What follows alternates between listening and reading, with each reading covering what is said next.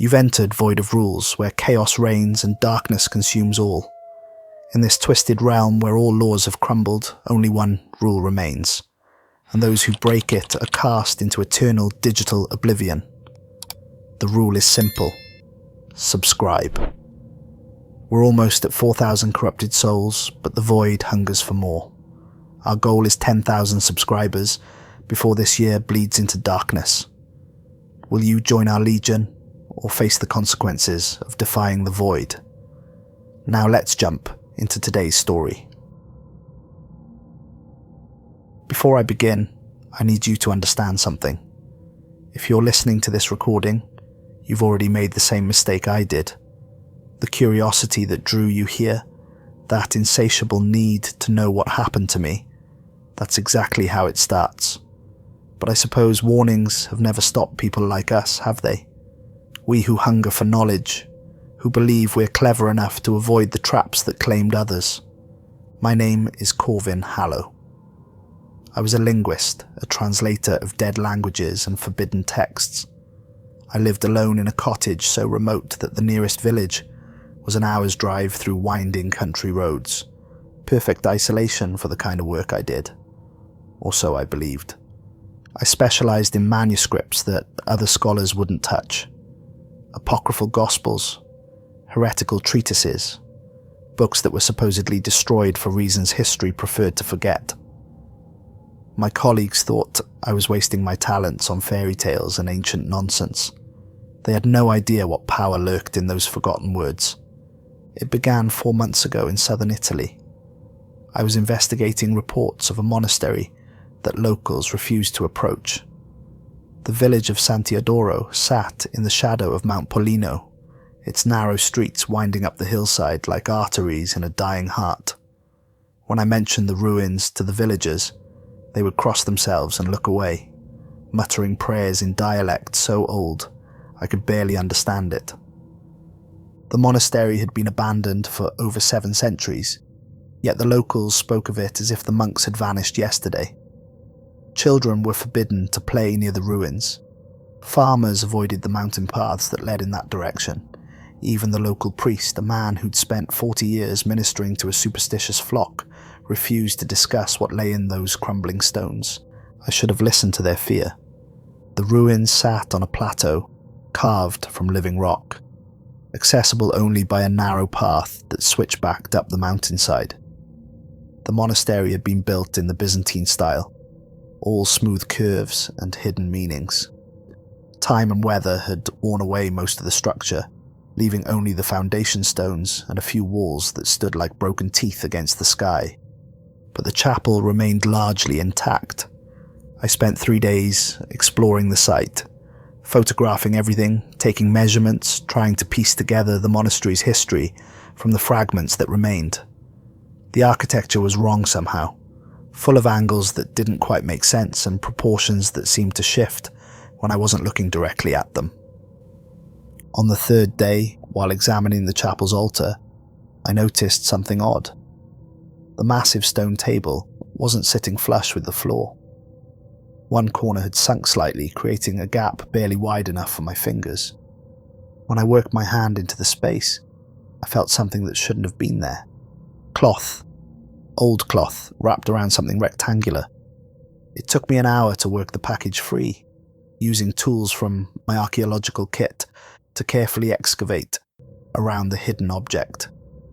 When I finally pulled it into the light, I nearly dropped it in shock.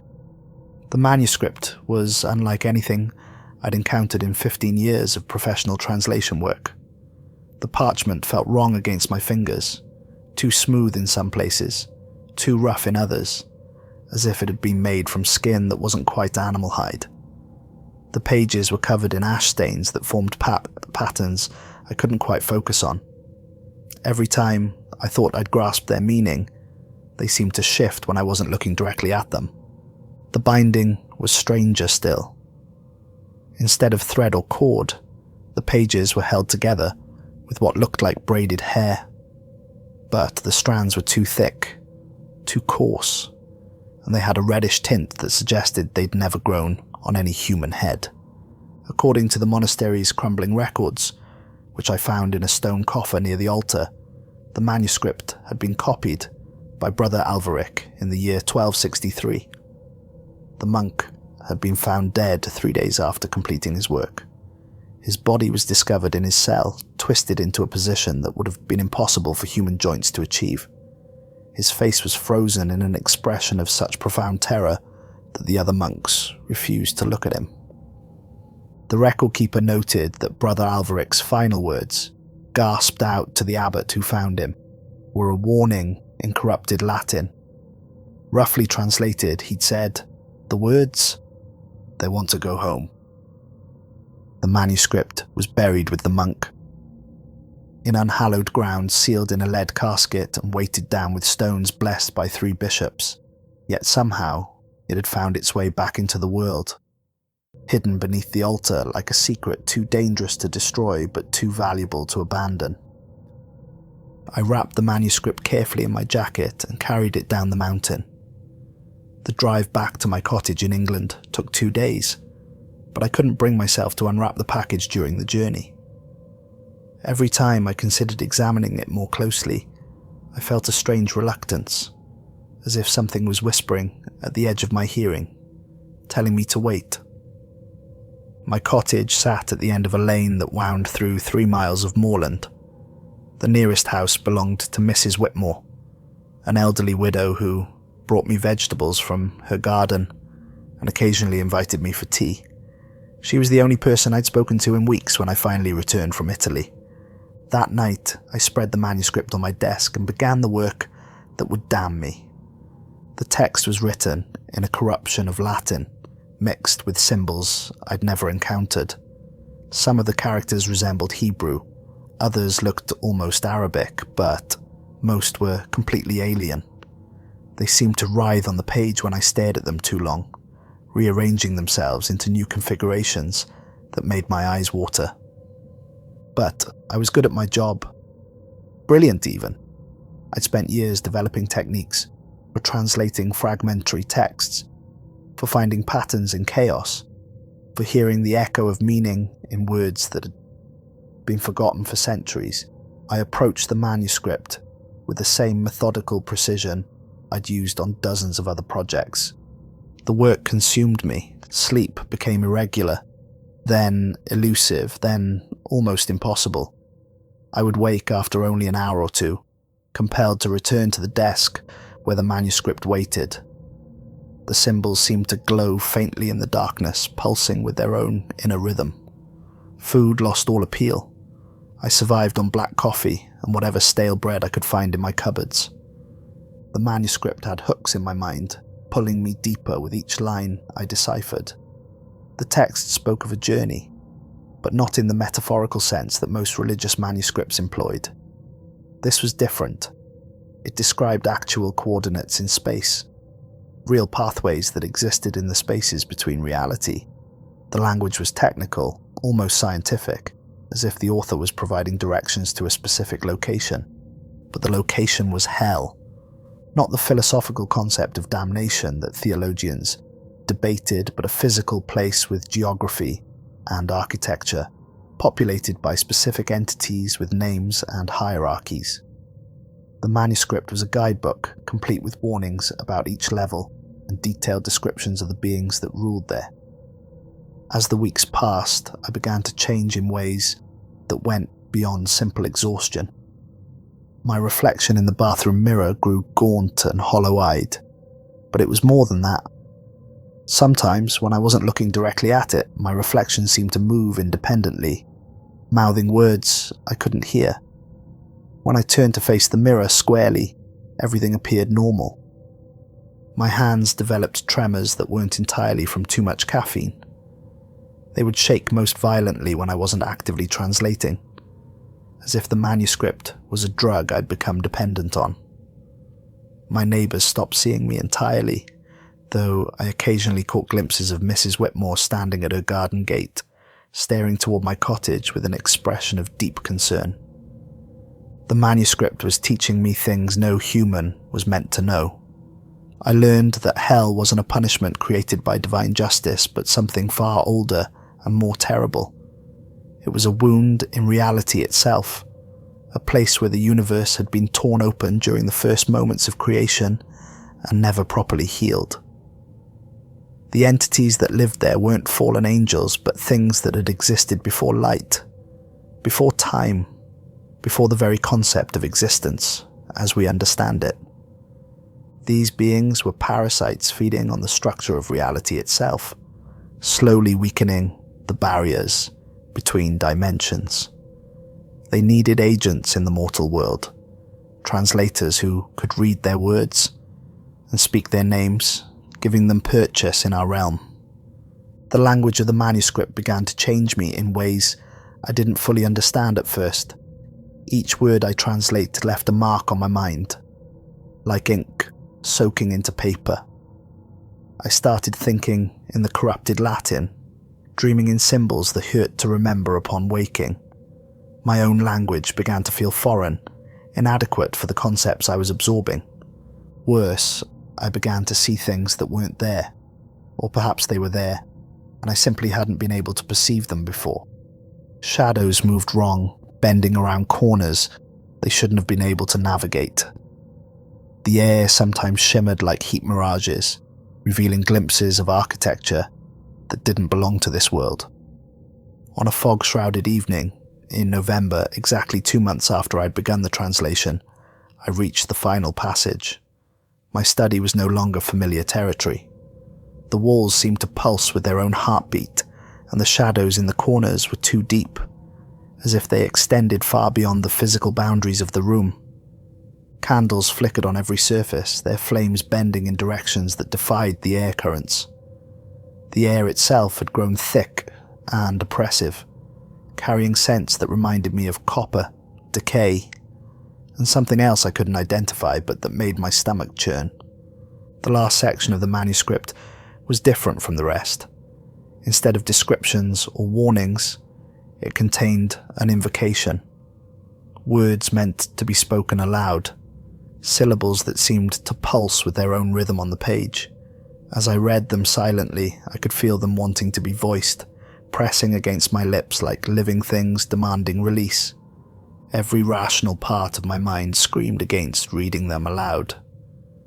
I knew with absolute certainty that speaking those words would change everything, but I was no longer entirely in control. The manuscript had been preparing me for this moment, conditioning my will with each translated line. The words began to flow from my lips of their own accord. My voice started as a whisper, barely audible above the wind outside, but the words seemed to give me strength, each syllable resonating with harmonics that shouldn't have been possible in human speech. The Latin poured from my mouth with a fluency I'd never possessed, as if something else was speaking through me, using my voice as an instrument. The temperature in my study dropped so quickly that my breath began to fog. The candle flame stretched upward, reaching towards something invisible in the darkness above. But they weren't providing light anymore. They were consuming it, creating pools of darkness that spread across my desk and floor. Then, my grandfather's clock stopped ticking. In the sudden silence, I heard something that made my blood freeze.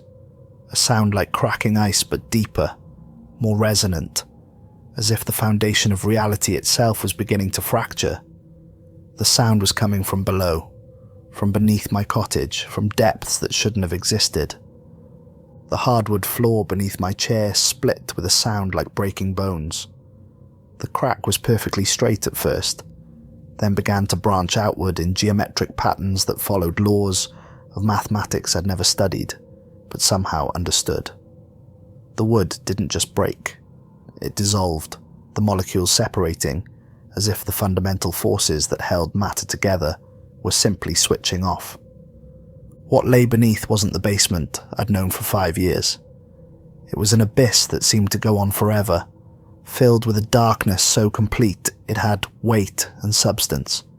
The smell that rose from it was indescribable, not just decay, but the scent of hope dying, of love curdling into hate, of sanity cracking like old parchment. I tried to run, but my legs wouldn't obey. The manuscript's final words left my lips, and reality gave way completely. I fell through darkness so absolute, it felt like drowning in ink, pressing against me from all sides like liquid shadow that tried to seep through my pores and fill my lungs. The fall lasted forever, and no time at all. I tumbled through space that existed between spaces, through dimensions that folded in on themselves like origami made of screaming. I caught glimpses of things that shouldn't exist. Cities built from crystallized screams, their spires reaching towards suns that burned with cold fire. Oceans of liquid despair that reflected no light but somehow showed the faces of everyone who had ever given up hope. Forests where the trees were made of petrified time, their bark etched with the final moments of dying civilizations. When I finally stopped falling, the impact should have killed me. Instead, I found myself lying on stone so cold it burned my skin through my clothes. The air tasted of copper and decay, thick with the weight of countless ages and the accumulated suffering of multitudes. Around me stretched the ruins of a city so ancient that its builders were myths, even to the civilizations that followed them. This was architecture from before the concept of architecture existed, structures that hurt to contemplate because they followed principles of engineering that predated physics. This was limbo, the first circle of hell. But it wasn't the peaceful waiting place that Dante had described. This was a realm of profound longing, made manifest, where hope itself had been weaponized into an instrument of exquisite torture. Thousands of souls wandered the broken streets, their faces blank with eternal yearning that had worn grooves in their features like water carving stone. These were the virtuous unbaptized, the righteous pagans, all those who had lived good lives but died before salvation was offered to them. They moved like sleepwalkers trapped in a dream they couldn't wake from, whispering names in languages long forgotten. Names of lovers they'd never see again. Children whose faces had faded from memory. Gods who had failed them in their final moments. The whispers created a constant susurrus of loss that seemed to echo from the broken stones themselves, as if the very architecture was built from compressed longing. The buildings around them defied conventional understanding of space and dimension. Towers rose in spirals that seemed to curve back into themselves, creating closed loops that somehow still climbed toward a grey sky that had no visible source of light. Bridges spanned impossible distances, connecting structures that existed in different planes of reality. Streets led in directions that corresponded to no earthly compass, some climbing toward destinations that floated unsupported in the air, others descending into depths that seemed to extend beyond the city's foundations. Among the wandering souls stood a figure that dwarfed all others, a presence so massive it seemed to bend space around itself. The Morning King rose 30 feet above the ruins, but his height was the least remarkable thing about him. He was draped in robes that might once have been royal purple, but were now the colour of dried blood, mixed with ash, fabric that seemed to absorb light rather than reflect it. His crown was woven from thorns and what looked like crystallized tears, but as I watched, I realized the tears were still flowing, slowly forming new crystalline growths that would eventually fall to join the carpet of sorrow that covered the ground around his feet. He never spoke, but his eyes held an intelligence that was terrifyingly human, magnified and refined by eons of suffering into something beyond mortal comprehension. I learned his story later, whispered by the souls who parted before him like water. He had been a just ruler, a philosopher king who governed with wisdom and compassion, who had spent his life trying to create paradise on earth through justice and learning. He died the day before missionaries reached his kingdom, doomed to eternal separation from the heaven he'd spent his life trying to build in the mortal world. Now he mourned not just his own fate, but the damnation of every soul under his eternal protection.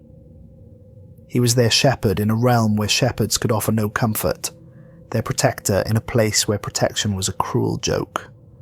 His grief was so profound it had become a physical force, radiating outward in waves that made the air itself weep. As I stumbled through the ruins, still disoriented from my fall, and the impossible transition from my study to this realm of eternal twilight, the souls began to notice me. They pressed closer, their whispers growing more urgent, their blank faces suddenly animated by something approaching hope. They were trying to warn me about what lay ahead, speaking in dead tongues that my months of manuscript study had taught me to understand. But their warnings came fragmented, incomplete, as if the very act of remembering the lower circles caused them pain. "Turn back," they pleaded in Akkadian. "The path only leads deeper," they cried in ancient Greek. "The translator has come too far," they mourned in Sanskrit. "The words have teeth," they whispered in a language I couldn't identify, but somehow understood. "The words have hunger. The words want to go home." But I couldn't turn back even if I'd wanted to. The ground sloped downward in every direction, funneling toward a point of no return, like a vast spiritual drain. The very architecture of this place was designed to channel souls deeper into damnation, each step making retreat more difficult than the last. The Morning King watched me go, with eyes that held infinite sadness, his crystalline tears falling faster now as he witnessed another soul choosing damnation over ignorance. As I passed beneath his gaze, I felt the weight of his accumulated grief settle on my shoulders like a mantle of lead. The ruins gradually gave way to open ground, and the eternal twilight of limbo began to change. The grey light grew brighter but sicker, tinged with colours that had no names, and came from a horizon that seemed to burn with contained fire. Then I heard the wind. It started as a whisper that seemed to come from everywhere and nowhere, carrying voices that spoke words of love and longing, but the whisper grew to a howl, then became a roar that contained the screams of the damned, a symphony of passion transformed into eternal agony. This was the second circle, where the lustful were punished, and the wind was their torment and their prison. The landscape stretched before me like a vision from a fever dream, painted by a madman with intimate knowledge of desire and its consequences. Hurricane-force gales shrieked across a wasteland of broken stone, arches and shattered towers, but these weren't ruins from some ancient civilization. These were the remains of temples to love and beauty, structures that had been magnificent beyond mortal comprehension before the wind tore them apart over countless centuries. The broken stones still held echoes of their former beauty. I could see fragments of sculptures that depicted love in all its forms, mosaics that told stories of passion so profound they could drive mortals mad with longing. But now they were scattered like bones across a battlefield, their beauty made more poignant by its destruction.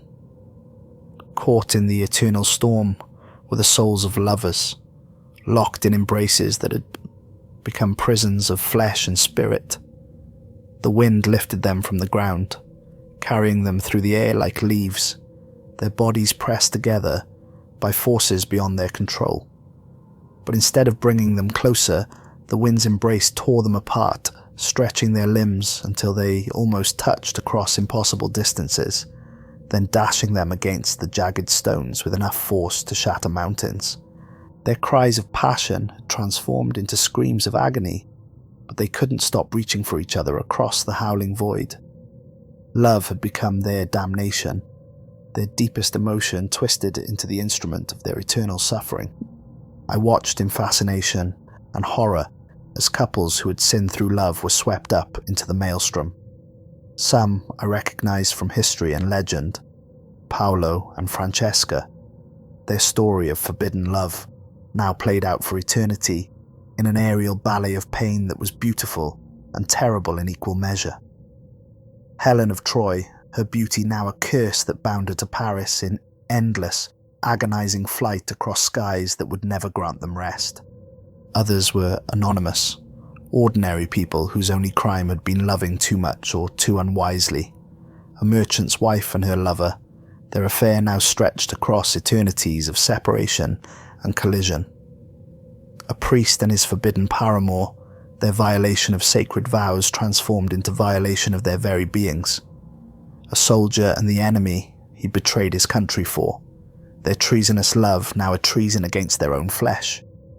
All of them caught in the same endless dance of desire and destruction, their love purified into its essential elements: longing, fulfillment, loss, repeat forever. Presiding over this chaos was a figure of terrible beauty that made my eyes water to observe directly. Lady Veyra soared through the storm on wings that were torn and bleeding, but somehow kept her aloft through power that transcended mere physics. She was magnificent and horrifying in equal measure, her form shifting between that of an angel and something far more predatory. Her wings weren't made of feathers, but of crystallized desire, each fragment reflecting a different aspect of love: passion, tenderness, obsession, jealousy, devotion, betrayal. They left trails of light in the grey air, beautiful patterns that showed the mathematical structure underlying all emotional bonds. Her laughter rang out over the howling wind, a sound like breaking crystal that somehow conveyed both ecstasy and despair in perfect harmony. She rode the storm currents with practiced ease, occasionally swooping down to taunt the lovers caught in their eternal flight, her presence intensifying their longing and making their separation more agonizing. When she noticed me clinging to the rocky ground, fighting against the wind's pull with every ounce of my strength, she descended with languid grace. Her wings cast shadows that moved independently of her body, reaching toward me with grasping fingers that felt like caresses and threats in equal measure. "Welcome, translator of forbidden words," she called, her voice somehow audible over the screaming gale, each word carrying harmonics that made my bones ache with longing for things I'd never known I wanted. "I've been expecting you for such a long time. Do you see how love becomes torment? How desire transforms into damnation? Your precious manuscripts spoke of this place, but words are such inadequate things, aren't they?" The wind clawed at me with almost sentient hunger, trying to lift me into the storm. I could feel its pull, not just physical, but emotional.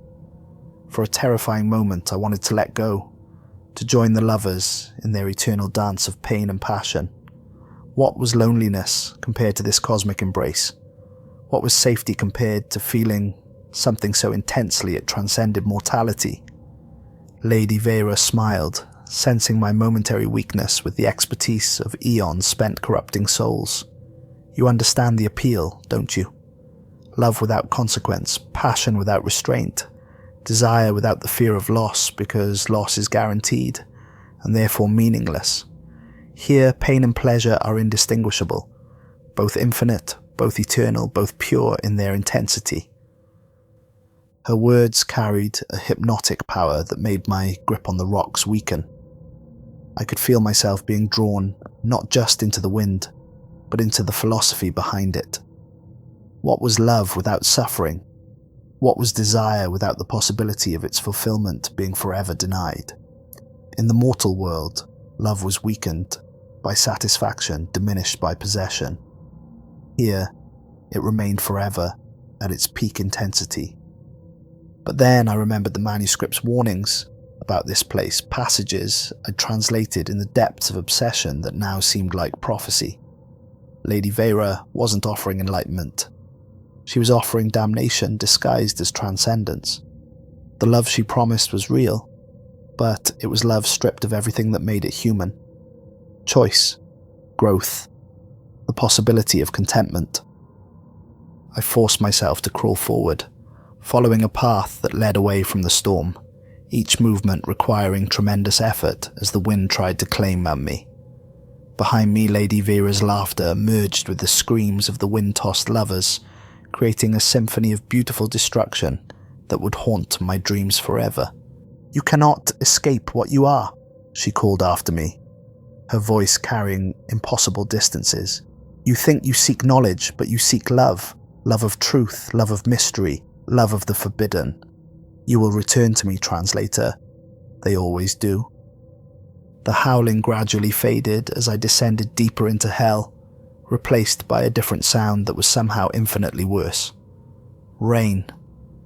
But as the first drop struck my face, I recoiled in disgust and horror that went beyond the merely physical. This wasn't water falling from the hidden sky above.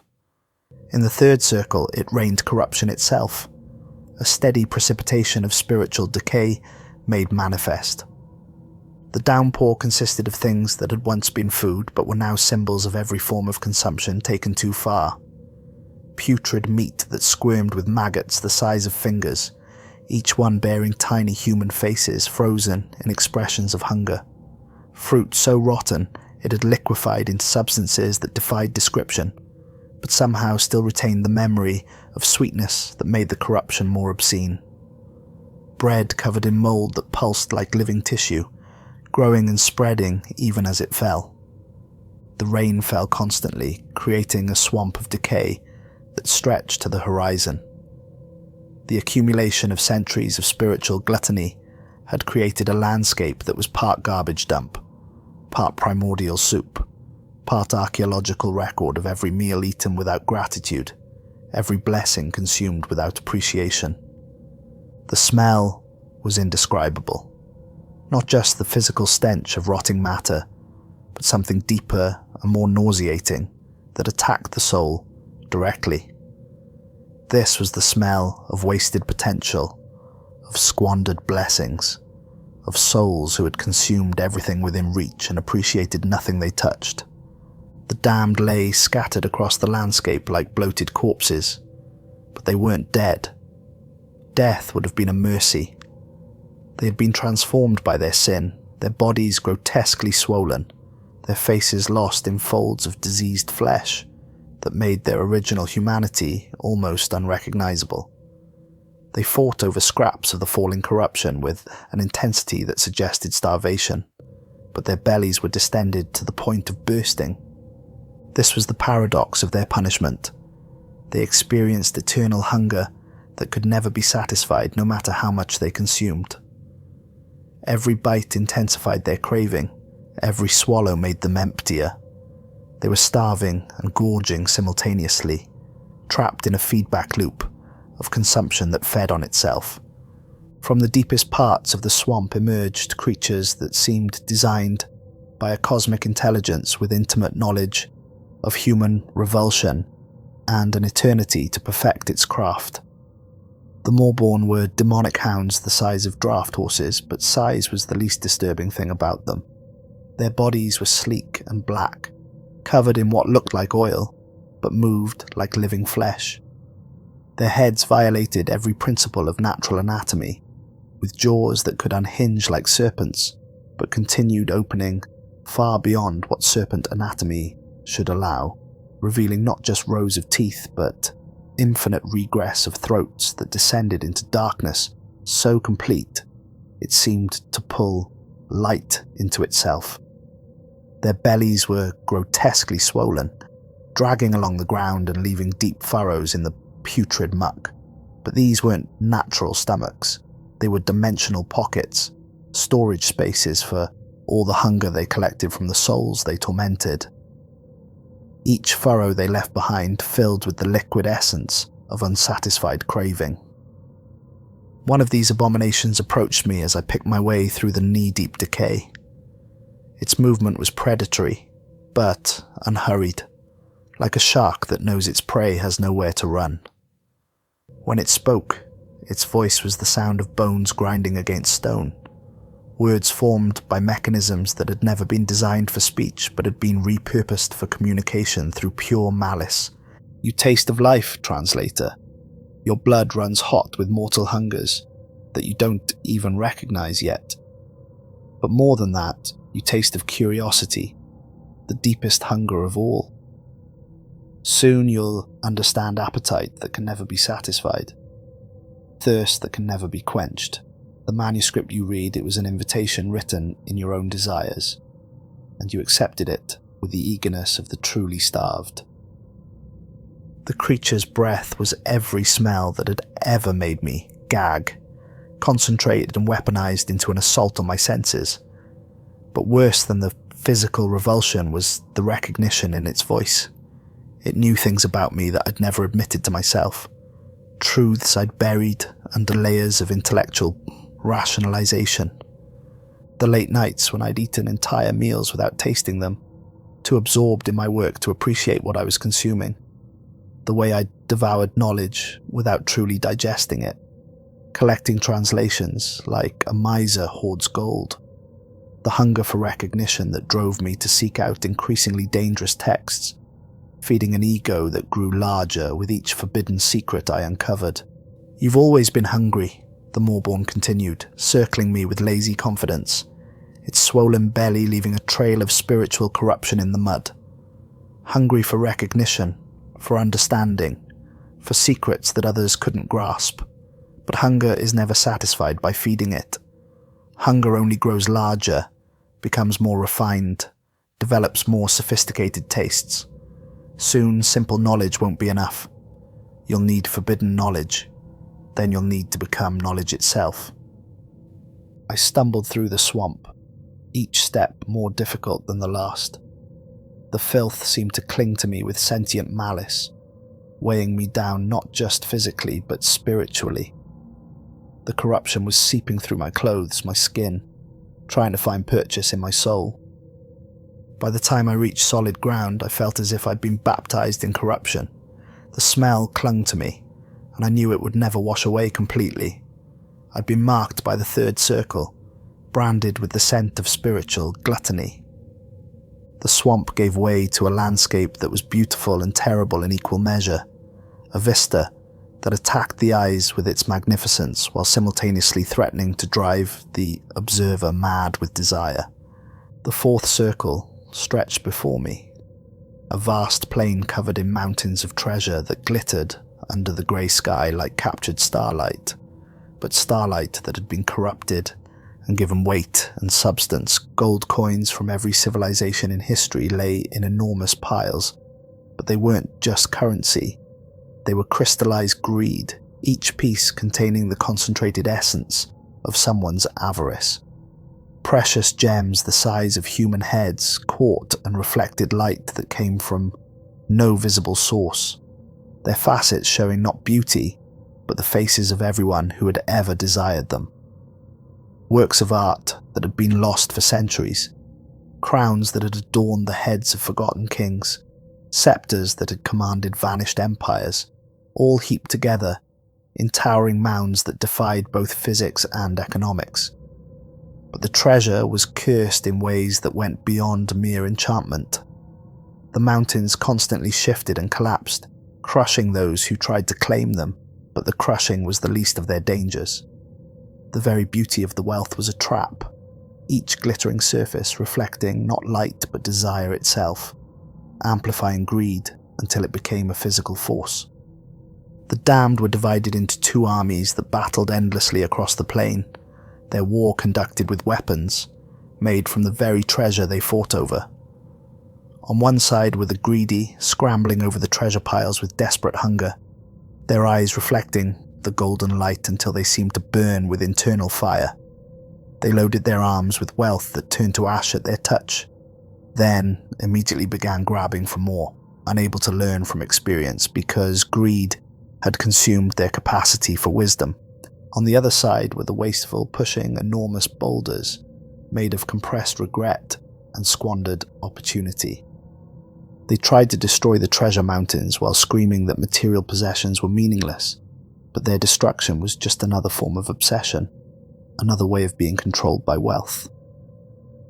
The two groups met in the center of the plain, in battles that shook the ground and sent waves of spiritual force rippling outward like earthquakes of avarice.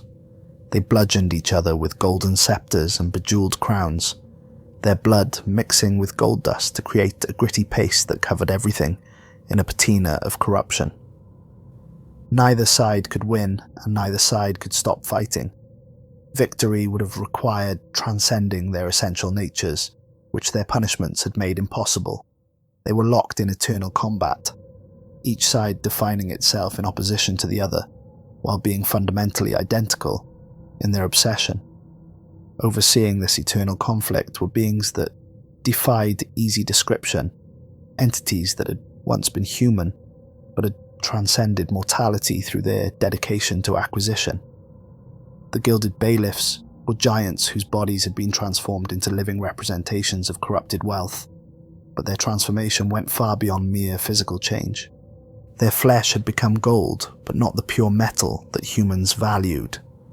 This was gold that had been tarnished by spiritual poison, corroded by the essence of greed itself, until it had become something new and terrible. Their faces were hidden behind masks of precious metal that had been warped by heat and time, but the distortion wasn't random. It followed patterns that reflected the psychological deformation that greed caused in human souls. Where their eyes should have been were empty sockets that wept streams of molten gold, tears that never cooled because they were heated by the fire of eternal avarice. They carried whips made of golden chains, each link forged from the compressed desires of souls who had sold everything for wealth, burning with an inner fire that left trails of light in the grey air. One of these giants noticed me threading my way between the battling armies. It spoke in a voice like the grinding of enormous gears, each word accompanied by the sound of metal scraping against metal, the language of machinery that had been built to serve greed and had learned to speak its master's tongue. Another seeker enters our realm of plenty. Tell us, mortal, what is it you desire most? Wealth to buy comfort, power to command others, knowledge to elevate yourself above your peers, recognition to feed your starving ego. Everything has a price here, and payment is always extracted in flesh and souls and the small compromises that seem insignificant until they've consumed everything you once held dear. As I hurried past the eternal battle, dodging the weapons and treasure that flew through the air like shrapnel, I noticed something that made my blood run cold, and my step falter. Some of the treasure looked familiar, mixed in with the historical artifacts and legendary wealth were items from my own life, things I recognized with a shock of personal violation. Books from my personal collection, manuscripts I'd spent years translating, even small personal items like my grandfather's pocket watch and my mother's wedding ring. But it was more than just my possessions. Hell was showing me the true nature of my desires, laying them out like evidence in a cosmic trial. The knowledge I'd spent my life pursuing wasn't noble scholarship. It was just another form of greed, another hunger that could never be satisfied. I saw translations I'd hoarded instead of sharing, keeping them locked away in my private collection like a miser hoards gold. I saw the pride I'd taken in possessing rare manuscripts that other scholars couldn't access, the way I'd savoured being the only one who could read certain texts. My pursuit of knowledge had been corrupted by the same avarice that drove the souls around me to their eternal battle. The plane of greed ended abruptly at the banks of a river, unlike anything I'd ever imagined. A waterway that seemed to flow, not just through space, but through the very concept of existence itself. The water was black as ink, but shot through with veins of deep red that pulsed like arteries, carrying not just liquid, but the essence of every angry thought, every moment of rage, every act of violence that had ever occurred. This was Phlegethon, transformed in this realm from Dante's river of boiling blood into something far more sinister and complex. The river moved with currents that seemed to flow in multiple directions simultaneously, creating whirlpools of fury that existed in dimensions perpendicular to normal space. Sometimes the surface bubbled and steamed with heat that came not from fire but from the concentrated rage of millennia. Other times it was smooth as obsidian glass that reflected not your face but your angriest moments. But it was never still, never peaceful, because beneath the surface raged an eternal war that made the treasure battles above look like children's games. This was the fifth circle, where wrath was punished in the dark waters of perpetual conflict, but the punishment here transcended simple violence. This was anger refined to its essential elements, purified until nothing else remained. Souls battled each other in the Black River, their fury so complete they'd forgotten everything else they'd ever been. They had no memory of their names, their lives, their loves, their hopes, their dreams. Only rage remained, pure and undiluted, burning through them like acid that consumed everything except the capacity for more anger. They clawed and bit and strangled each other, sinking beneath the surface in tangled masses of hate, only to rise again and continue their pointless war with renewed ferocity. The water around them turned red with their blood, then black again as the river absorbed their violence and transformed it into fuel for eternal conflict. But there was a terrible artistry to their combat. These weren't mindless animals tearing at each other. They were skilled warriors who had perfected violence over countless centuries. Their movements had a deadly grace. Their attacks displayed centuries of refinement. They had become pure expressions of martial fury, their anger transformed into something approaching cosmic force. Navigating this chaos were creatures that had once been human, but had long since transcended mortality through their complete dedication to death and violence. The Drownrights were skeletal boatmen who poled vessels made of bones lashed together with sinew and hair, but their boats were works of terrible art, each one crafted from the remains of those they'd ferried into the depths. The bones had been selected not randomly, but with an aesthetic eye for the story they told. Ribs from those who'd died of broken hearts, femurs from those who'd run toward death, skulls from those who'd thought too much about their anger until it consumed their sanity. Each boat was a floating museum of violence, a chronicle of wrath written in calcium and marrow. One of these beings guided his bonecraft toward me as I stood on the riverbank, paralysed by the spectacle before me. The skeleton's skull was split down the middle by a crack that wept dark water like tears, but the tears flowed upward, defying gravity as they rose toward the grey sky above. When it spoke, its voice bubbled up from depths that had nothing to do with the physical river, emerging from abyssal trenches of rage that existed in dimensions of pure emotion. I know you, translator. I've been waiting centuries for your arrival, watching the manuscript work its way through the mortal world, claiming scholar after scholar until it found one with exactly the right combination of pride and curiosity and anger. The creature's words struck home with devastating accuracy. I had been angry more than I'd ever admitted to myself, angry in ways I disguised as scholarly rigour and intellectual precision. Angry at colleagues who published popular books, while my meticulous translations gathered dust on library shelves. Angry at a world that valued entertainment over enlightenment, spectacle over scholarship. But it was deeper than professional frustration. I was angry at the very nature of knowledge itself, at the way truth remained hidden, while lies spread like wildfire. Angry at the barriers between languages, between cultures, between the living and the dead. Angry at my own limitations, at the boundaries of human understanding that kept me from grasping the cosmic truths I sensed lurking just beyond comprehension. Your anger burns cold but deep, the Drownright continued, extending a chain of dark metal toward me. The chain was forged from crystallized rage, each link containing the concentrated fury of someone who had died with anger still burning in their heart. Like winter fire in a stone hearth, it consumed slowly but completely. Anger at the manuscript for bringing you here. Anger at yourself for being curious enough to fall into the trap.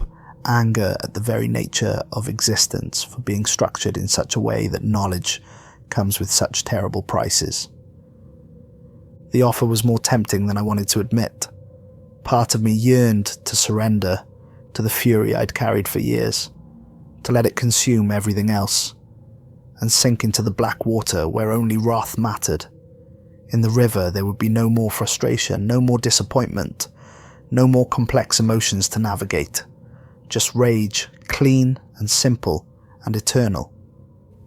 Soon you'll join our river, the drownwright promised, its empty sockets seeming to stare directly into my soul. Here, anger is pure. No pretense, no justification, no complicated emotions to muddy the waters. Just rage against the fundamental injustice of existence, the cosmic unfairness that allows suffering to exist, the universal truth that nothing good lasts while pain endures forever. But I remembered the manuscript's warning about this place, passages I'd translated in feverish midnight sessions that now seemed prophetic. The river offered clarity, but it was the clarity of destruction. Anger, once unleashed completely, devours everything until nothing else remains. The souls in the water had achieved perfect fury, but they'd lost everything that made existence meaningful. I turned away from the drownwright's outstretched chain and followed a path that led away from the river of wrath, each step requiring tremendous effort as part of me still wanted to accept the offer of simple, pure emotion. Behind me, the skeleton's laughter echoed across the water, a sound like wind through empty skulls. You cannot escape what you are, scholar. The anger will find you in the depths. It always does. The black water disappeared behind walls of red-hot iron that stretched upward until they were lost in the grey sky above. The heat hit me like a physical blow, but this wasn't ordinary fire. This was heat that burned away hope itself, that consumed faith and left only the ashes of destroyed belief. The very air shimmered with temperatures that transcended the physical, creating mirages that showed not oases but moments of lost innocence, glimpses of what the souls here had been before they chose damnation over truth. Beyond the walls lay the sixth circle, a vast necropolis that stretched to every horizon, a city of the dead that was somehow more alive with malevolent energy than any living city I'd ever seen. Thousands of burning tombs dotted the landscape like malignant stars, each one glowing with fires that would never be extinguished because they were fueled not by wood or oil, but by the concentrated essence of heretical thought. The flames danced in colours that had no names, burning with spiritual fuel that created light without warmth, illumination without comfort. These were the heretics, those who had denied the afterlife, preached false doctrines, or led others away from salvation. Their punishment was perfectly calibrated to their crime. They who had denied eternal judgment now burned in tombs that would never grant them rest, never allow them the oblivion they'd claimed awaited all souls after death. Moving between the burning graves with ritualistic precision were beings that had once been holy, but were now dedicated to profane purposes that inverted everything they'd once held sacred. The ember choir were skeletal priests wrapped in flames that consumed everything except their bones, but the flames weren't random. They followed patterns that spelled out blasphemies in languages that predated human speech. They performed their eternal duties with the same devotion they'd once shown to divine service, but now their worship was directed towards suffering itself. They maintained the fires that kept the heretics burning, tended the flames with the care of gardeners nurturing precious flowers, sang hymns that turned sacred music into instruments of damnation. Their voices created harmonies that were mathematically perfect but spiritually poisonous, melodies that made the listener understand exactly why music had been called the language of the divine, while simultaneously corrupting that understanding into its opposite. As I walked between the burning tombs, trying not to listen too closely to the ember choir's performance, one tomb erupted outward with tremendous force. Stone fragments rained down like grey snow as a figure emerged from the flames like a phoenix of damnation. I recognized him immediately from my research, Severin the blasphemer, a monk who had claimed to possess mathematical proof that heaven was empty, that divine justice was a cosmic joke, that existence itself was nothing more than a cruel accident with no meaning or purpose. His body was charred beyond human recognition, but somehow this made him more expressive, not less. The fire had burned away everything unnecessary, leaving only the essential structure of his argument made flesh. His eyes burned with an unholy fire that was somehow more terrible than the flame surrounding him, because it represented absolute intellectual conviction, corrupted into its opposite. "Brother," he screamed, reaching toward me, with hands that trailed smoke and ash like dark wings. "You've read the forbidden texts. You've seen the equations that prove the emptiness. You know the mathematical constants that demonstrate the absence of divine love." His voice carried the authority of someone who had once been brilliant, whose mind had been sharp enough to cut through centuries of theological speculation to reach conclusions that had driven him mad. But madness hadn't dimmed his intelligence. It had focused it into a laser beam of pure denial. "Heaven is a lie, salvation is a myth, and we're the only ones honest enough to admit it," he continued, his words creating sparks that fell like burning snow. "The numbers don't lie, brother. The cosmic equations balance only if you account for the absence of meaning. Divine love is a mathematical impossibility." But even as Severin spoke, invisible hands began dragging him back toward his burning tomb. His claws scraped against stone as he fought against forces I couldn't see, leaving furrows in the rock that filled with liquid fire. "Don't believe their promises," he shrieked as the tomb began to close around him. "Don't trust the light. There is no redemption, only endless burning. The mathematics of salvation don't work. I've done the calculations. I've checked them 1,000 times. The numbers prove that mercy is impossible." The tomb sealed itself with a sound like thunder, and Severin's screams were muffled by stone and flame, but I could still hear him inside, still see the flicker of his unholy fire through the cracks. He was continuing his calculations even in torment, trying to prove through pure logic that his suffering was meaningless.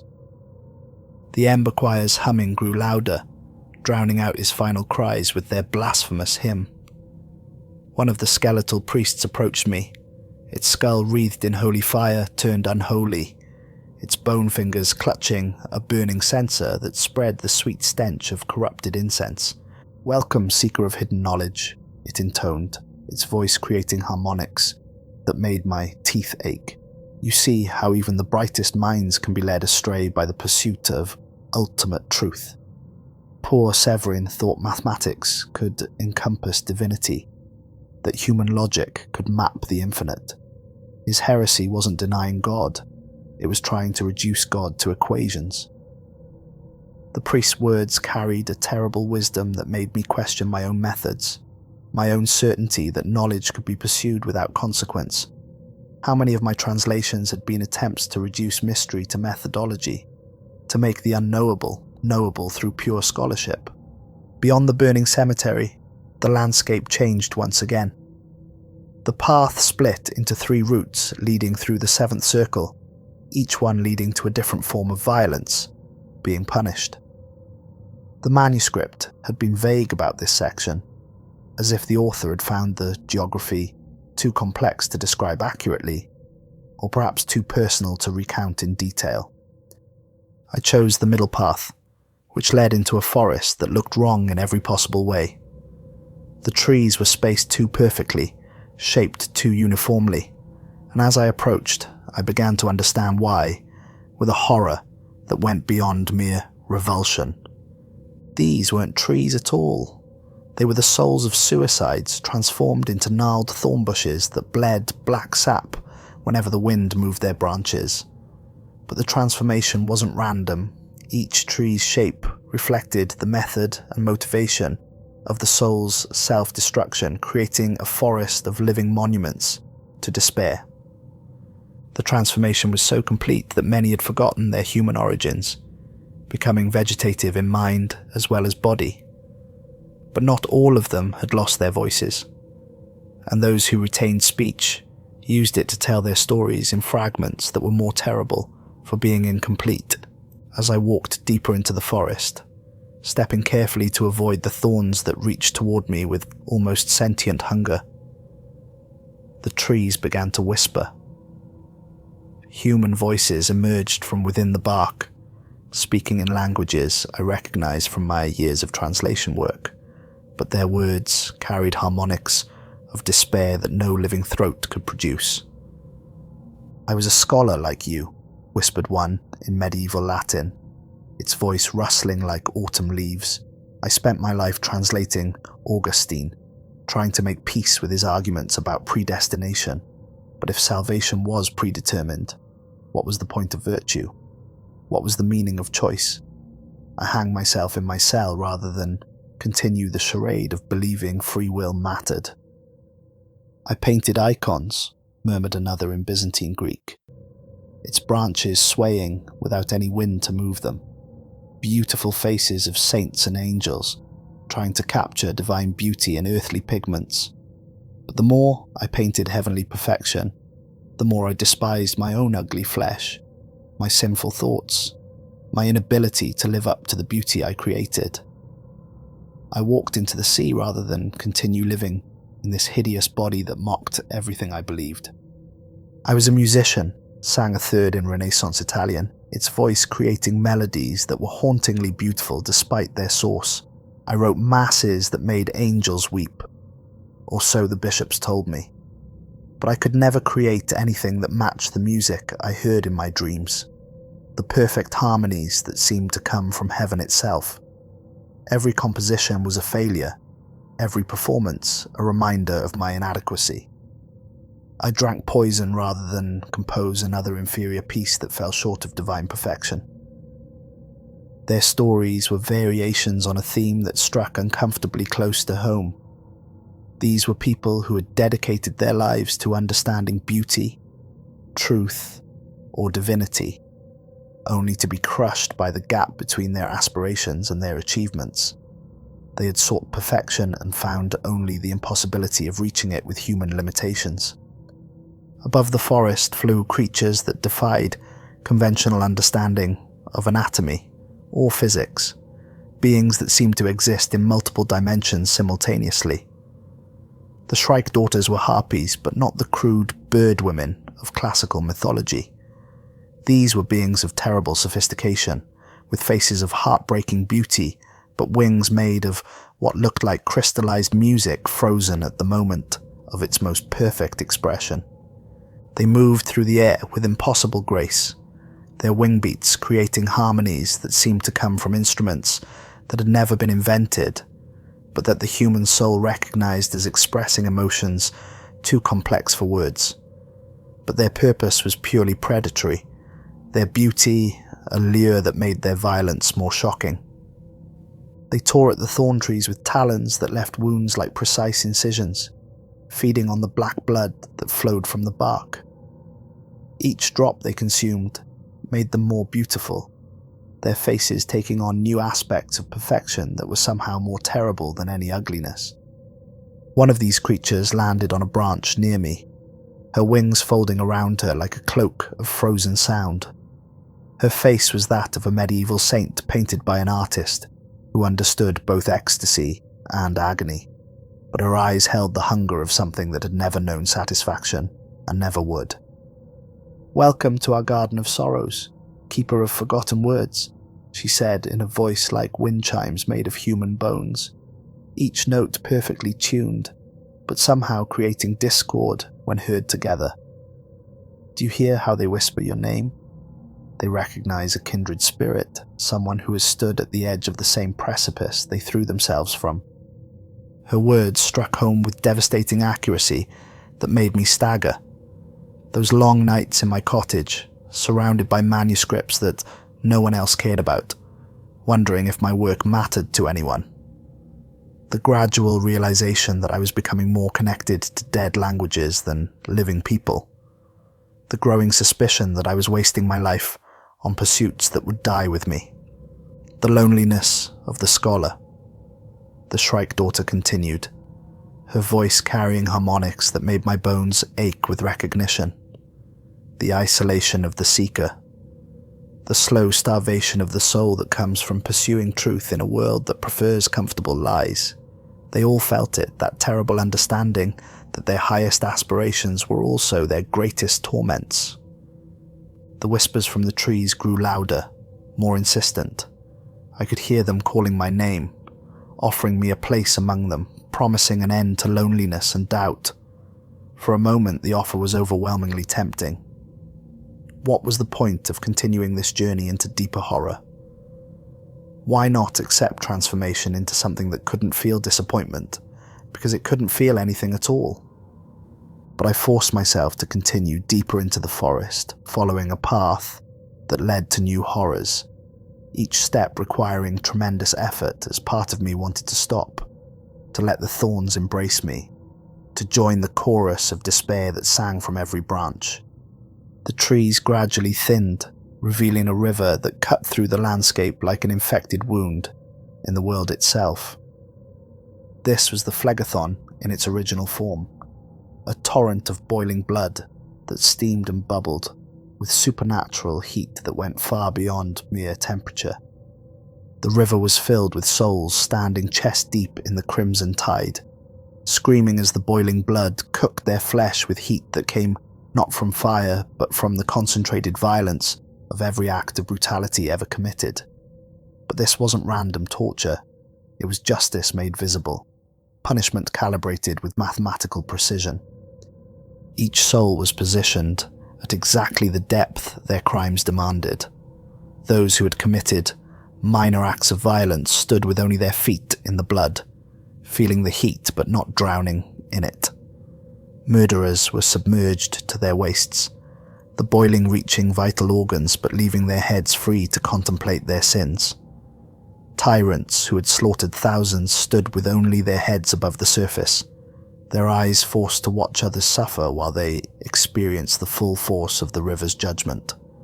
Patrolling the river were beings that combined human intelligence with predatory instinct in ways that shouldn't have been possible, creatures that had perfected violence until it became an art form.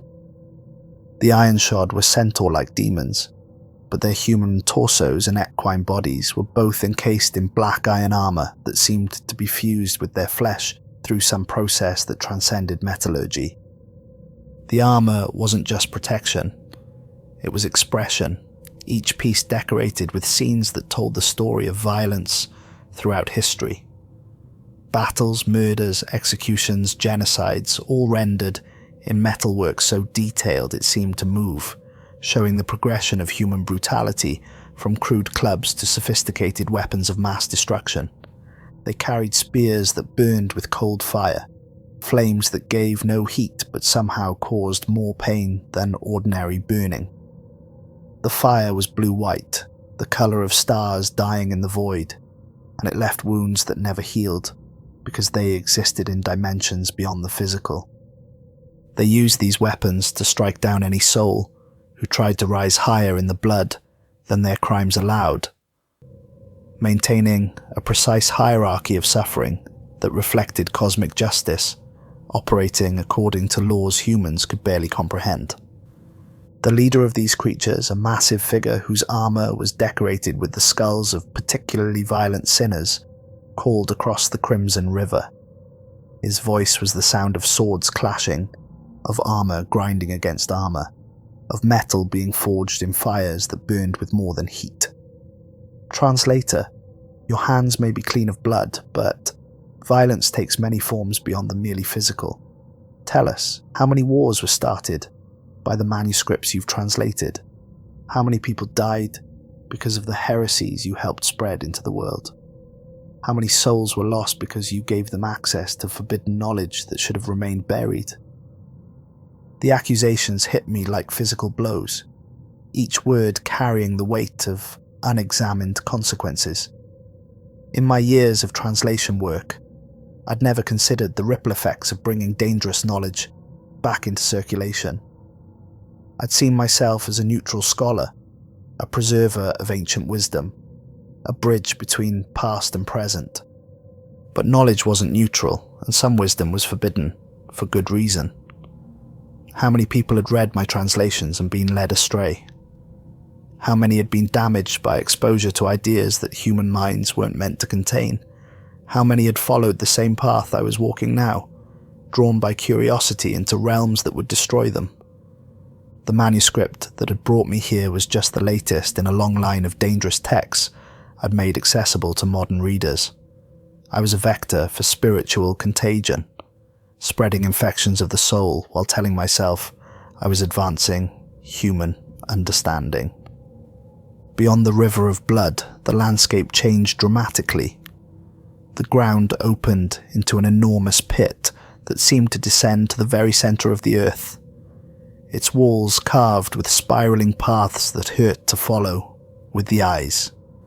This was Malibulge, the 8th circle, where fraud was punished in 10 concentric ditches, each one deeper and more elaborate than the last. But this wasn't just architecture. It was a machine designed to process deception, to sort and categorize and punish every form of fraud that human minds had ever conceived. The architecture of Malibulge was impossibly complex, a series of terraced ditches connected by bridges that spanned the void between levels. Each bridge was a work of art, decorated with reliefs that showed the evolution of deception from simple lies to sophisticated cons that spanned generations. Each ditch contained a different type of fraudulent soul, and each punishment was specifically designed to mirror the deception they had practiced in life. But the punishments weren't just about causing pain. They were about teaching lessons, forcing the damned to understand the true nature of their crimes through experiential education that lasted for eternity. In the first ditch, panderers and seducers ran in endless circles driven by horned demons who took obvious pleasure in their work. The demons carried whips that left wounds that never healed, each lash creating scars that spelled out the names of everyone the runner had manipulated or deceived. They herded their victims like cattle, forcing them to run for eternity, while being whipped by creatures that embodied the predatory nature they had hidden behind false charm. The sound of their cries mixed with the crack of whips created a rhythm that was almost musical, a symphony of manipulation punished that somehow managed to be both horrible and beautiful. The second ditch was filled with flatterers, buried up to their necks in excrement that represented the true worth of their false words. They had spent their lives telling people what they wanted to hear, rather than what they needed to know, and now they were drowning in the spiritual equivalent of their lies. The excrement wasn't just waste. It was crystallized falsehood. Every lie they'd ever told compressed into physical form, and mixed with the lies of every other flatterer throughout history. They called out compliments even as the filth rose around them, unable to stop themselves from practicing the sin that had damned them. "You're so intelligent," one gasped as I passed, his voice distorted by the filth that filled his mouth.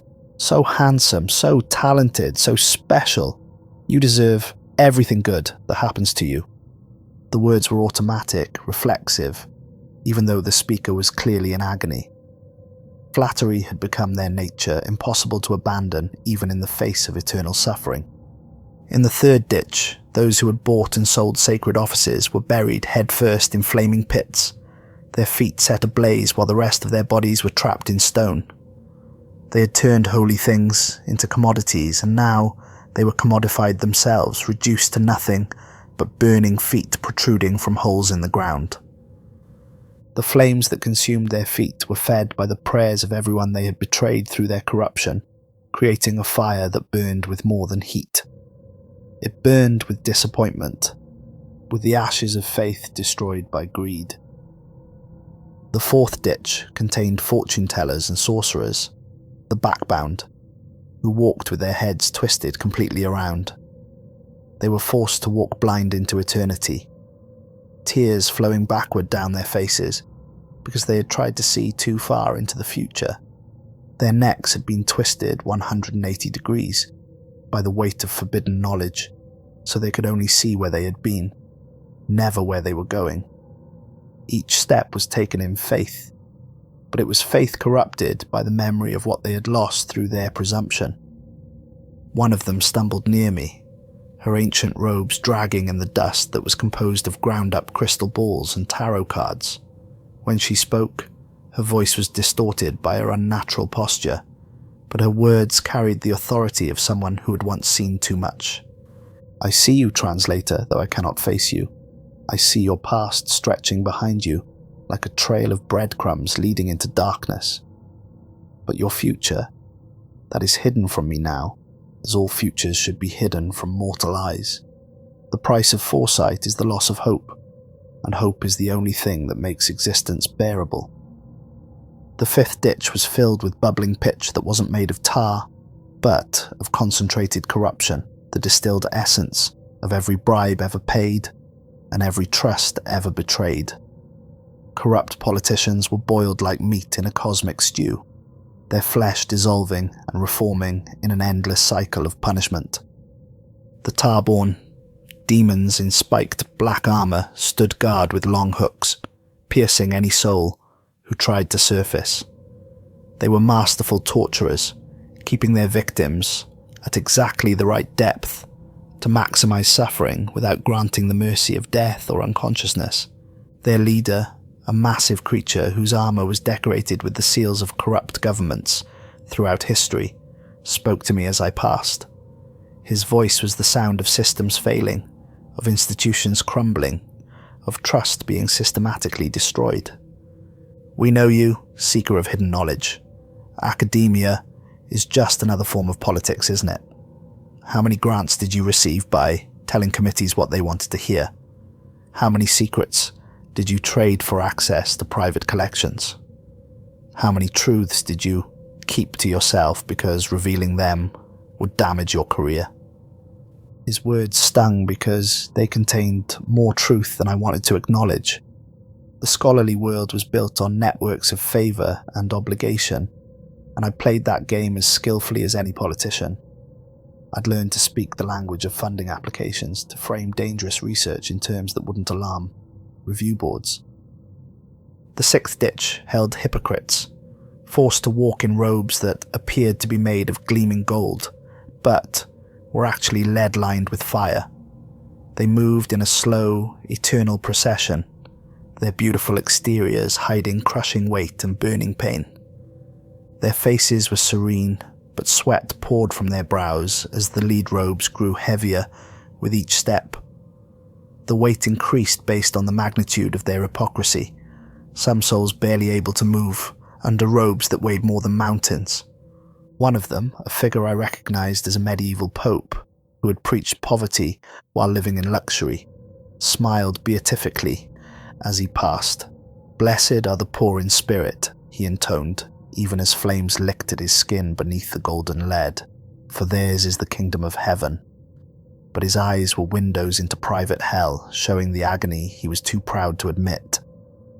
In the seventh ditch, thieves underwent constant transformation, their bodies melting and reforming as they stole each other's shapes in an endless cycle of identity theft.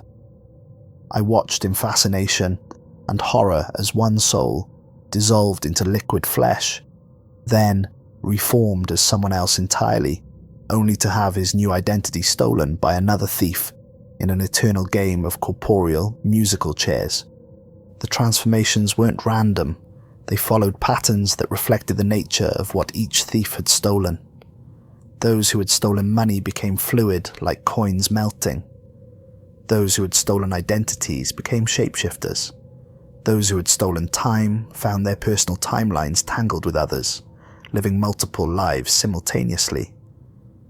The eighth ditch burned with individual flames, each containing a soul guilty of evil counsel.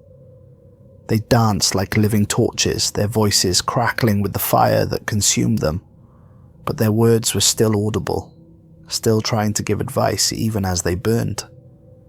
These were the advisors who had led others astray, the counselors who had given guidance that served their own interests rather than their clients' needs.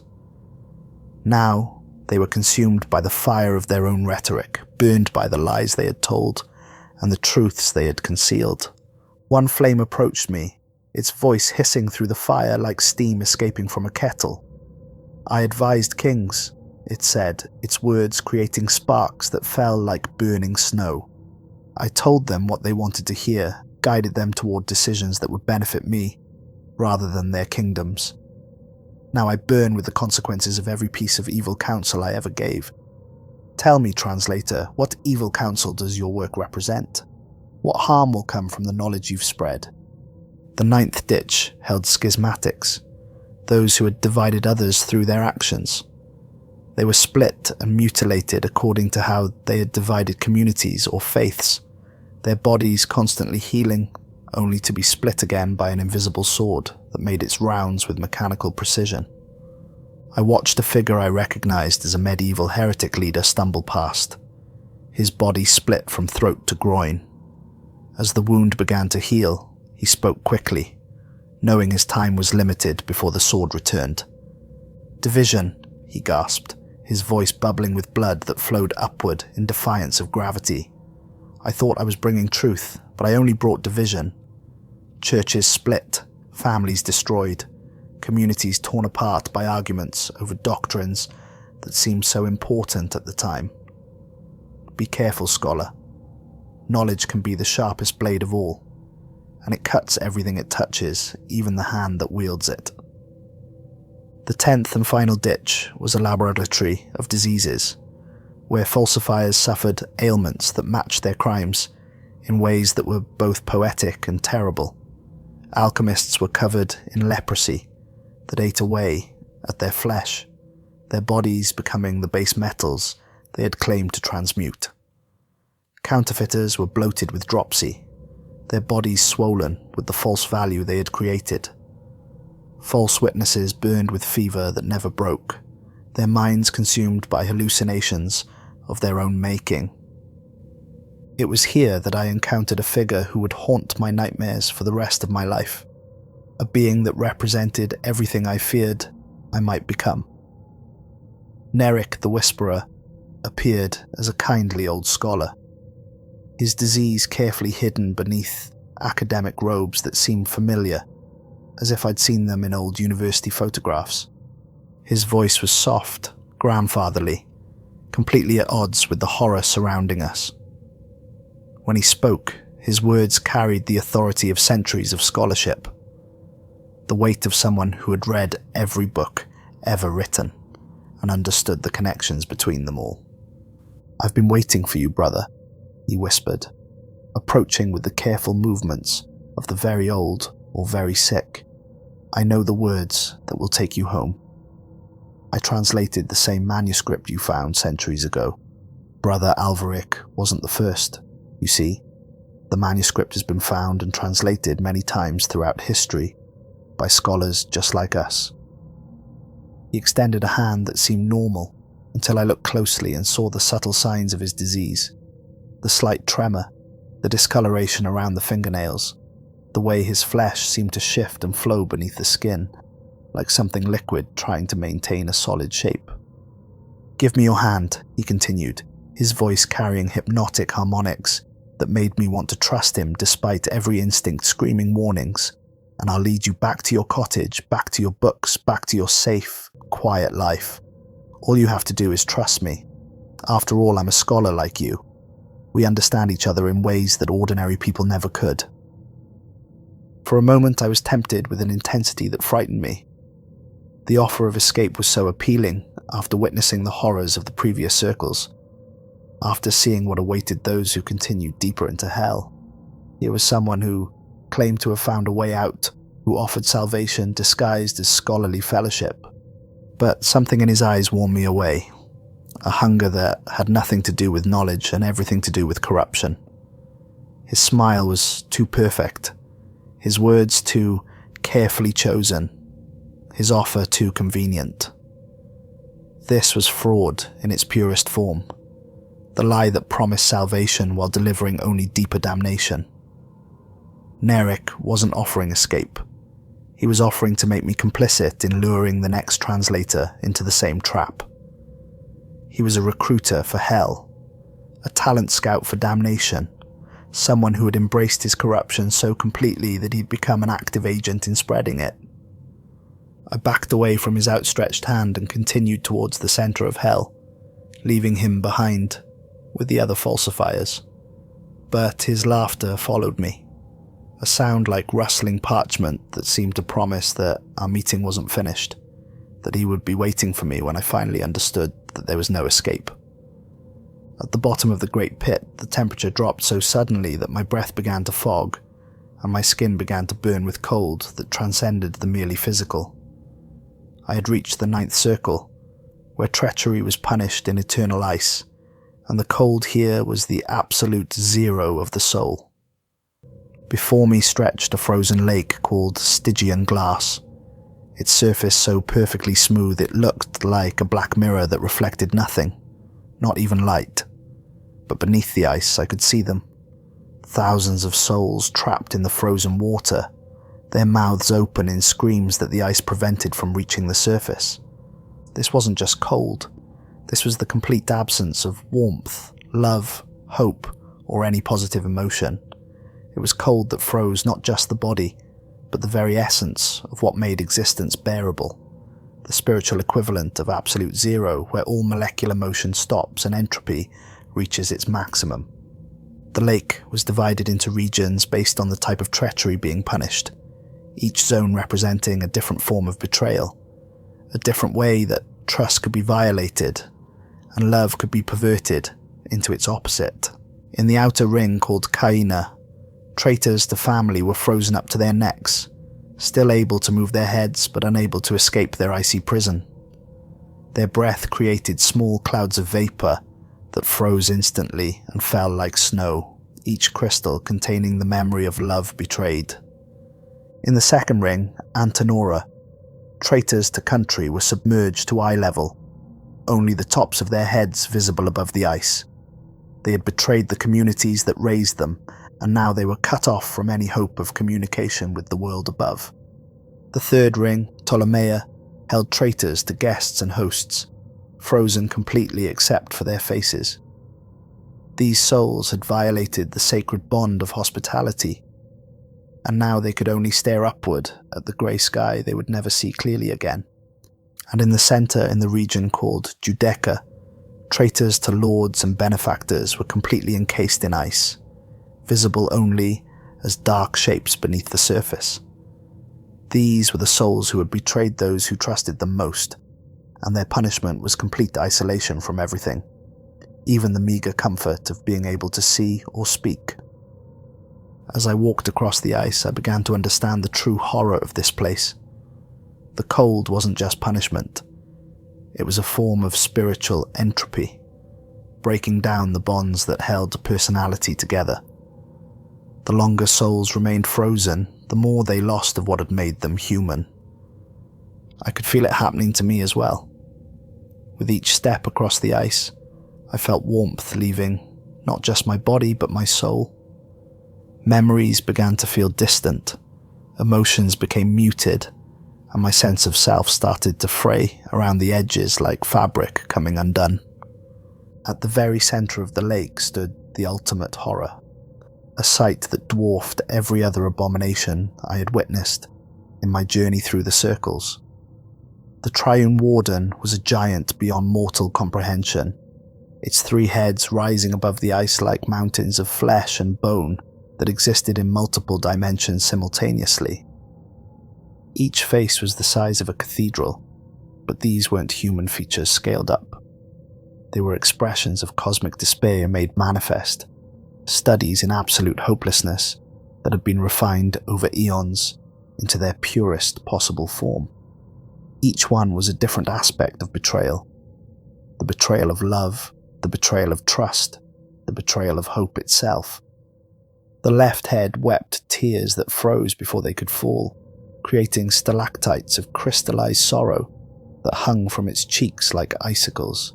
But these weren't ordinary tears.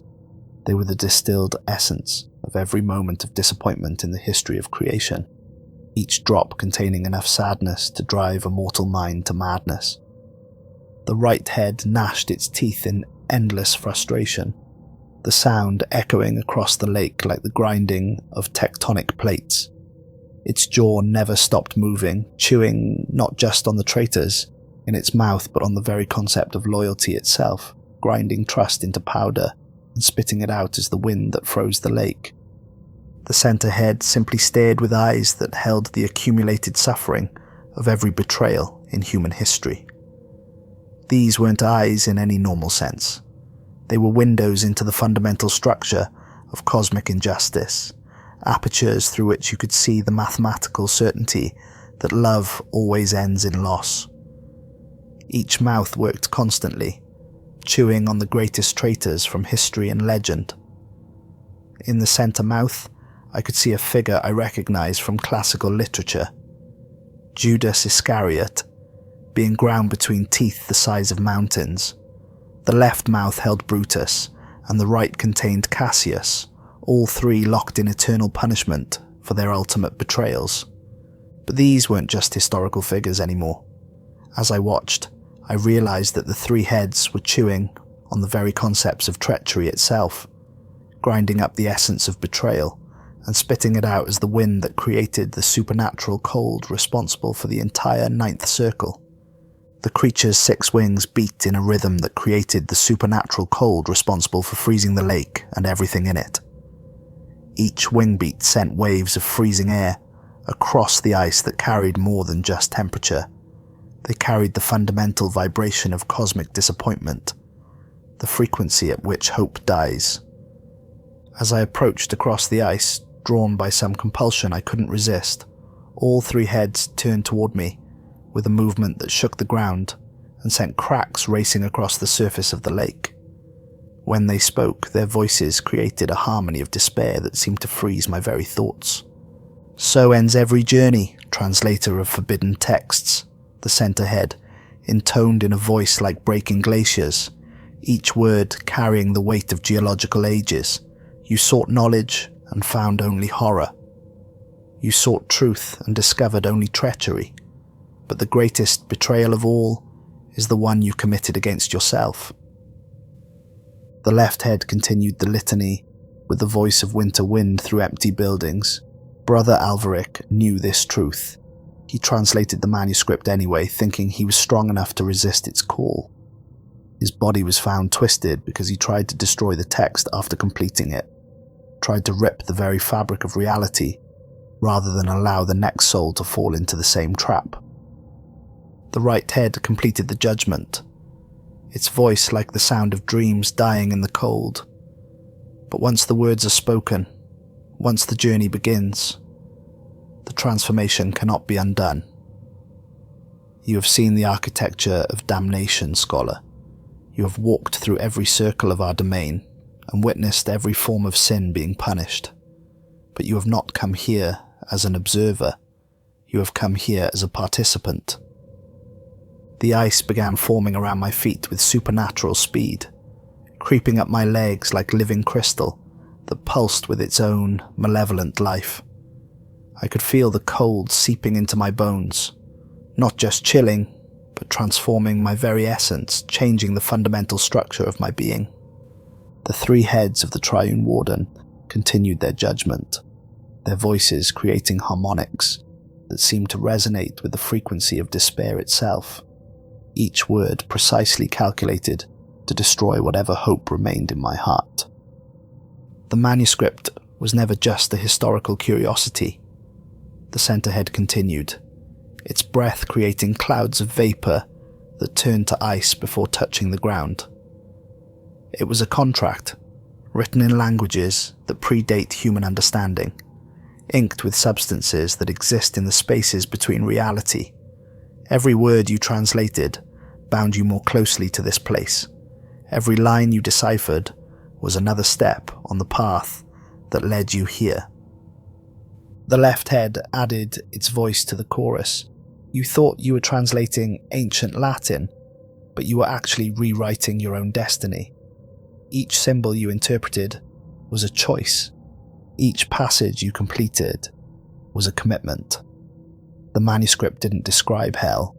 It created your personal version of it, tailored specifically to your particular combination of sins and weaknesses. The right head delivered the final revelation. Brother Alvaric understood this in his final moments. That's why he tried to destroy the text, why his body was found in that impossible position. He was attempting to rip reality itself, rather than allow another soul to fall into the same trap. But the manuscript had already served its purpose. It had found its next victim, prepared the path for the next scholar who would be curious enough and arrogant enough to believe they could handle forbidden knowledge. The ice reached my chest, and I felt my heart beginning to slow as the supernatural cold invaded my circulatory system. My thoughts became sluggish, my memories started to fade, and I could feel my personality beginning to dissolve like salt in water. The triune warden's judgment was mathematically precise, each word designed to destroy whatever resistance remained in my soul. I was being prepared for transformation, broken down so that I could be rebuilt as something useful to hell's purposes. But just as the ice reached my throat, and I felt the last warmth leaving my body, just as my vision began to dim and my thoughts crystallized into their final configuration, I remembered something. A single line from the manuscript that I had dismissed as a copying error. Words that seemed to be written backward in a different hand, in ink that was slightly different color from the rest of the text. It was a reversal incantation hidden in plain sight by Brother Alvaric as his final gift to anyone who might follow his path. The monk had embedded his own escape route in the very text that had damned him, a last act of defiance against the forces that had claimed his soul. With fingers that were already stiff with supernatural cold, I pulled out the fragment of parchment I had carried throughout my journey.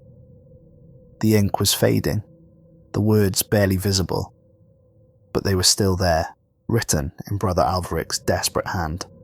I began to chant, the invocation in reverse, each syllable fighting against the ice that was claiming my body. The Latin flowed backward through my frozen lips, each word precisely articulated, despite the cold that was numbing my tongue. The reversal wasn't just linguistic, it was ontological, undoing the very reality that the original incantation had created. The effect was immediate and catastrophic.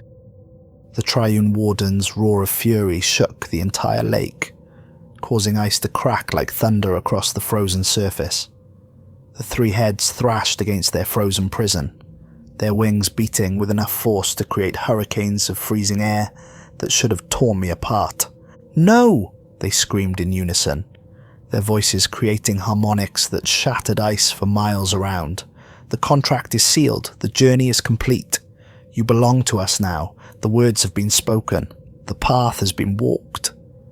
But the reversal incantation was already taking effect, unraveling the cosmic machinery that had brought me to this place.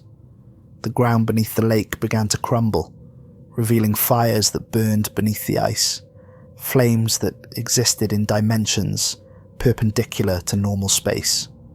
The contradiction between flame and frost created massive clouds of steam that obscured everything in billowing white that tasted of endings and beginnings.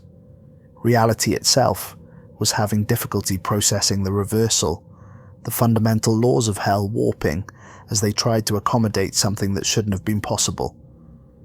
I felt myself being pulled upward, not gently but with tremendous violence, as if hell itself was vomiting me back into the world above. The journey that had taken me through all 9 circles over what felt like weeks now reversed in a matter of minutes, but the reversal wasn't smooth or peaceful. Hell wasn't letting me go without leaving its mark. I rocketed upward through the layers of damnation, catching brief glimpses of the demons and damned I had encountered on my descent. Each circle tried to reclaim me as I passed, leaving physical and spiritual wounds that would never fully heal. Lady Veyra screamed in fury as I shot past her storm, her claws raking across my back and leaving wounds that would remind me forever of the seductive power of uncontrolled desire. The marks she left weren't just physical, they were metaphysical, scars on my soul that would ache whenever I felt attraction to anything or anyone. The Morborn howled as I pierced through their swamp of decay, their diseased breath filling my lungs with corruption that would taint every meal for the rest of my life. Food would never taste pure again. There would always be an undertone of rot, a reminder of appetite corrupted into gluttony. The gilded bailiffs raised their burning whips as I flew over their treasure plains, the golden chains searing marks across my chest that formed patterns matching the symbols from the original manuscript. These burns would never fade, creating a permanent text written in scar tissue that I could read, but wished I couldn't. The drownrights reached up from their black river with chains that wrapped around my arms, leaving burns that would never fade, and served as permanent reminders of the wrath I had witnessed. The metal had fused with my flesh at the molecular level, creating braces of pain that would remind me daily of anger's true cost. The ember choir's blasphemous hymn followed me through the cemetery of heretics, their inverted words burning themselves into my memory so that I would never again be able to hear sacred music without remembering its corruption. Every hymn would carry echoes of blasphemy. Every prayer would be tainted with the memory of faith perverted. The shrike daughter's crystalline wings sliced through my clothes and skin, leaving scars that would ache whenever I felt truly alone. The wounds were perfectly precise, surgical in their placement, designed to create maximum psychological impact whenever solitude reminded me of the isolation that had driven me to seek forbidden knowledge. The demons of Malibulge reached up from their pit as I passed overhead, each one marking me with evidence of the frauds I had witnessed. Their touches left burns in the shape of lies, brands that would throb whenever I was tempted to deceive myself or others. The iron shod thrust their cold, burning spears upward, leaving wounds that would never warm, permanent reminders of the violence that lurked beneath civilization's veneer. These injuries were windows into the fundamental brutality of existence, openings through which cosmic cold would forever seep into my bones. By the time I crashed through the floor of my cottage, my body had become a living chronicle of my journey through hell. But the physical wounds were nothing compared to what had happened to my mind, my soul, my essential nature. The impact should have killed me. But instead I found myself lying on the familiar hardwood of my study, just as the first light of dawn streamed through my windows. The transition was so jarring, it felt like waking from one nightmare directly into another. The grandfather clock was ticking again, though it had lost several hours and would never keep perfect time again. The candles had burned down to nothing, leaving only pools of wax that had hardened into shapes that hurt to contemplate directly. The manuscript had crumbled completely, leaving only black stains on my carpet that seemed to absorb light rather than reflect it. But the stains weren't random. They formed patterns that defied focus, symbols that my eyes couldn't quite process but my mind somehow understood. The text had transcended physical existence, becoming part of the fundamental structure of my reality. My body bore undeniable proof of what I had experienced. Claw marks scored my back in patterns that matched the attacks of the shrike daughters. My arms were wrapped in burn scars from the drownright's chains, the marks still tender to the touch and radiating cold that went beyond the physical. My chest bore symbols burned into the flesh by the gilded bailiff's whips, forming a text that I could read but wished I couldn't. The words spoke of avarice and desire, of the mathematical certainty that want could never be satisfied, only transformed into more sophisticated forms of hunger. When I looked in the bathroom mirror, I barely recognized myself. My hair had gone completely white overnight. Not grey, but the pure white of fresh snow, each strand containing the memory of the cold that had nearly claimed me. My eyes had changed colour, taking on a depth that spoke of having seen things no mortal should witness. My face was gaunt, aged by years in a single night, but it was more than simple aging. There was something fundamentally different about my features, as if they had been rearranged, according to principles of geometry that didn't exist in the mortal world. But the worst changes were the ones that didn't show, the alterations to my essential nature that would affect everything I did for the rest of my existence. In the days that followed, I tried desperately to return to normal life, but normal no longer existed for me. I attempted to resume my translation work, but every manuscript I touched began to change. The words would shift when I wasn't looking directly at them, rearranging themselves into passages that described torments I'd witnessed firsthand. Ancient texts became windows into hell, their innocent-seeming words revealing hidden meanings that spoke of damnation and corruption. I could no longer read anything without seeing the connections to the 9 circles, the ways that human knowledge inevitably led towards spiritual destruction. Food became almost impossible to enjoy. Everything tasted like ash or corruption, reminding me of the rain that fell in the 3rd circle. Water felt thick and viscous, like the black river of wrath. Even simple pleasures like reading or listening to music were tainted by memories of their perverted counterparts in hell. Sleep brought no relief. My dreams were filled with images from my journey. The Morning King's hollow eyes, Lady Veyra's torn wings, the grinding teeth of the triune warden. I would wake in the middle of the night, convinced I could hear the beating of wings against my windows or the muffled sound of fists pounding against ice. Mrs. Whitmore knocked on my door several times, worried about my absence from our usual tea visits, but I couldn't face her. How could I explain what had happened? How could I tell a kind, elderly woman that I had walked through hell and returned as something no longer entirely human? She would stand at my garden gate, staring toward my cottage with an expression of deep concern.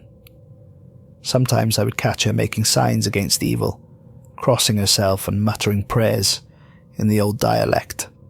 She knew something was wrong, even if she couldn't articulate what. Worse, I began to realize that my transformation wasn't finished. The reversal incantation had pulled me back from the brink of damnation, but it hadn't erased the changes that the journey had made to my essential nature. I was becoming something new, something unprecedented in human experience. I was becoming a bridge between worlds. The knowledge I had gained in hell wasn't just information. It was a form of spiritual radiation that continued to affect everything around me. Books in my library began to change, their contents shifting to reflect the dark wisdom I had absorbed. Translations I had completed years earlier started rewriting themselves, incorporating elements from the manuscript that had brought me to hell. The corruption was spreading through my work, through every text I had ever touched, every word I had ever written. My academic legacy was becoming a vector for spiritual contagion, spreading the influence of hell through the scholarly community. But the most disturbing change was in my ability to see the hidden connections between things. I began to understand how individual actions rippled outward through reality, how small betrayals contributed to larger patterns of treachery, how personal sins reflected cosmic principles of corruption. I could see the seeds of damnation in ordinary people, the tiny compromises and moral shortcuts that would eventually lead them down the same path I had travelled. A colleague who plagiarized small passages from obscure sources was already developing the hunger that would one day drive him to steal entire identities. A neighbour who gossiped about friends was nurturing the capacity for betrayal that might someday destroy families. The grocery clerk who shortchanged customers was walking the first steps towards the 4th circle. The priest who preached charity while hoarding church funds was bound for the 6th. Every human interaction revealed itself as a step toward or away from damnation, and I could see the destination with terrifying clarity. Worst of all, I could see how my own work was contributing to the spread of spiritual corruption. Every translation I completed, every forbidden text I made accessible to modern readers, was planting seeds that would bloom into damnation for those curious enough to follow the paths I had mapped. The manuscript hadn't been destroyed when it crumbled to ash. It had been transformed, its essence absorbed into me, and everything I touched. I had become a living version of the text, a walking invitation to damnation disguised as academic research. 3 weeks after my return, I made a decision that I knew was probably futile but felt morally necessary. I would stop translating forbidden texts. I would destroy my collection of dangerous manuscripts. I would try to undo as much damage as possible before the corruption spreading from me infected others. The decision felt like tearing away parts of my own soul. These books had been my life's work, my contribution to human knowledge, my legacy. But I could see now what they really were. Weapons of spiritual warfare. Tools designed to corrupt and destroy anyone who came into contact with them. Even as I built the bonfire in my back garden, even as I fed centuries of dangerous knowledge to the flames, I knew it was too late. The corruption had already spread beyond my ability to contain it. Students I had taught were pursuing their own research into forbidden topics. Colleagues had copies of my translations.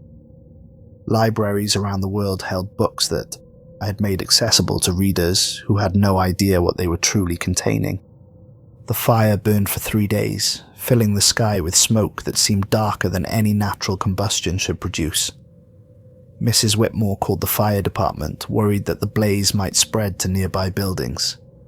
But the firefighters couldn't see the flames, couldn't feel the heat.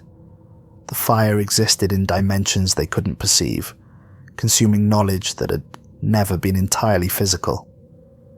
When the last manuscript crumbled to ash, I felt something shift inside me. Not relief, but a kind of emptiness, as if I had burned away part of my own soul along with the books. But I also felt a small measure of hope. Maybe I had prevented some future scholar from following my path. Maybe I had broken at least one link in the chain of corruption. But that hope was short-lived. On the 4th night after the fire, as I sat in my empty study surrounded by bare shelves that seemed to accuse me with their emptiness, I heard sounds that shouldn't have existed in the mortal world. The beating of torn wings against my windows, the grinding of enormous gears from beneath my floorboards, the muffled hammering of fists against ice, growing closer with each passing hour. The demons of hell were calling to me, reminding me that my escape had been only temporary. The reversal incantation had pulled me back from the brink of damnation, but it hadn't severed the connections I had made during my journey. I was still bound to hell by threads that grew stronger each night, still marked by experiences that transcended the merely mortal. Sometimes I catch glimpses of shadows at the edges of my vision. Shadows with too many limbs, with wings made of broken glass, with eyes that burn like dying stars. They're always just out of sight, lurking in my peripheral vision, waiting for the moment when my guard drops or my will weakens. I know what they want. They want me to complete the transformation I began when I first spoke the words from Brother Alvaric's manuscript. They want me to become their agent in the mortal world, a translator not just of forbidden languages but of damnation itself.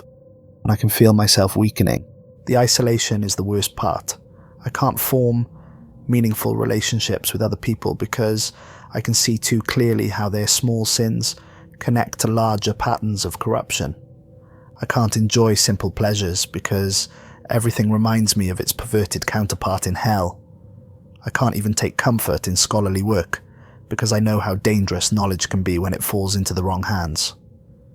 Most nights I consider returning, not through the manuscript, which no longer exists in any conventional sense, but through other paths that my journey has revealed to me. I know now that hell has many entrances, many invitations for those curious enough to accept them.